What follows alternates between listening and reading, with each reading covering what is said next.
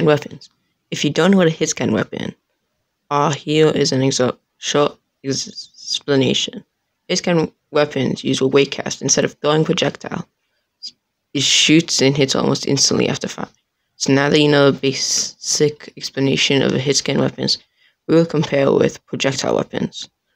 Wait, you don't know what projectile weapons are? Well, here's another explanation. Projectile weapons use a single mesh for a bullet that moves at a specific velocity.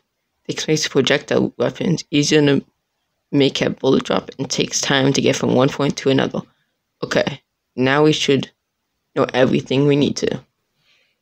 It's finally time to compare hit-scan versus projectile weapons. We will start by comparing the firing time of a hit-scan weapon and projectile weapons. I could not get an exact time for the hit-scan weapon because it theoretically moves at an infinite speed. Then, if you look at the projectile weapon firing, it might be hard to see, but there is a delay in the shot.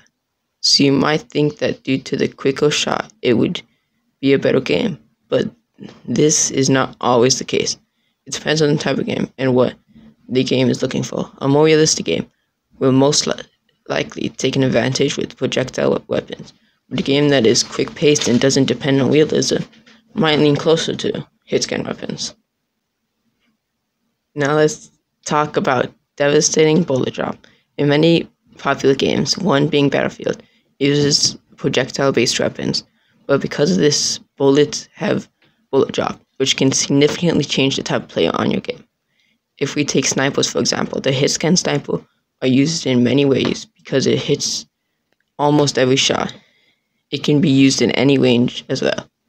But if you take a projectile sniper, you will need to take in consideration the bullet drop, which can make or break a shot. If you take too long to aim your shots, you can die yourself. Projectile weapons can require more skill, which is hard to come by. Though you might think projectile weapons are going to tank your game FPS, it won't.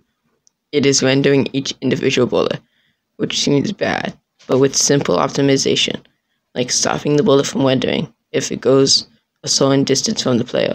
There is also the time to shoot in between each, which helps the game get rid of the previous bullet log. So in conclusion, there is very little performance loss from using projectile weapons.